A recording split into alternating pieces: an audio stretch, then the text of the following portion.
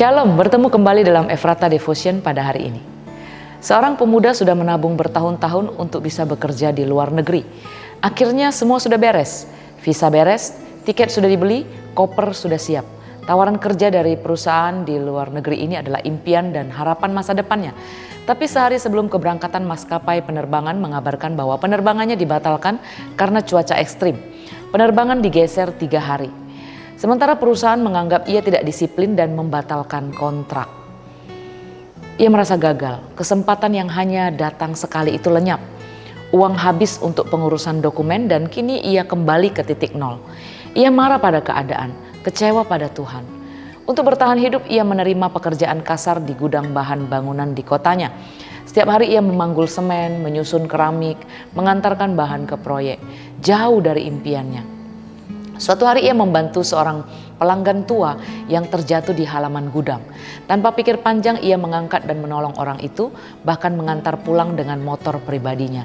Ia tidak tahu bahwa pria itu adalah pemilik beberapa toko bangunan besar di kota itu dan sedang mencari pengawas gudang yang bisa dipercaya. Beberapa minggu kemudian ia ditawari posisi tetap dengan gaji yang jauh lebih layak. Ia pelan-pelan naik jabatan, belajar soal logistik dan manajemen, dan 5 tahun kemudian menjadi kepala operasional perusahaan distribusi bahan bangunan terbesar di wilayahnya.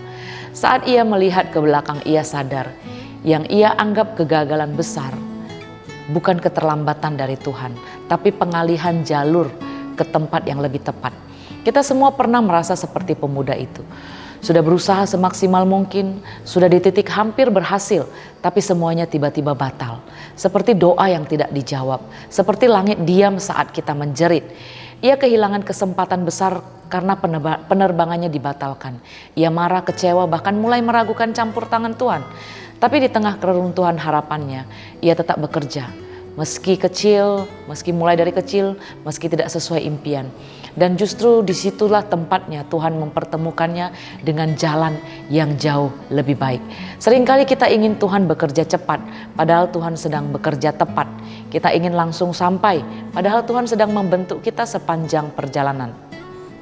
Kita kira penundaan adalah kegagalan, padahal bisa jadi itu perlindungan. Ingatlah, Tuhan tidak pernah salah waktu.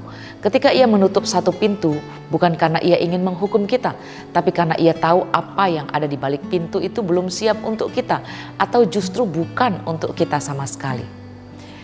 Ia membuat segala sesuatu indah pada waktunya, bahkan ia memberikan kekekalan dalam hati mereka. Tapi manusia tidak dapat menyelami pekerjaan yang dilakukan Allah dari awal sampai akhir. Mari kita berdoa. Tuhan, ajar kami melalui cerita hari ini, renungan hari ini, untuk mempercayai Tuhan dalam semua hal yang terjadi dalam hidup kami. Kalaupun seringkali Tuhan kami merasa gagal, kami merasa apa yang kami rencanakan dengan baik tidak berhasil, dan kami marah dengan keadaan ini. Tapi hari ini kami mau belajar. Kami percaya bahwa Tuhan sudah merancangkan semuanya baik pada waktunya. Karena itu berikan kepada kami hati yang benar-benar percaya dan mempercayakan hidup kami kepada Tuhan.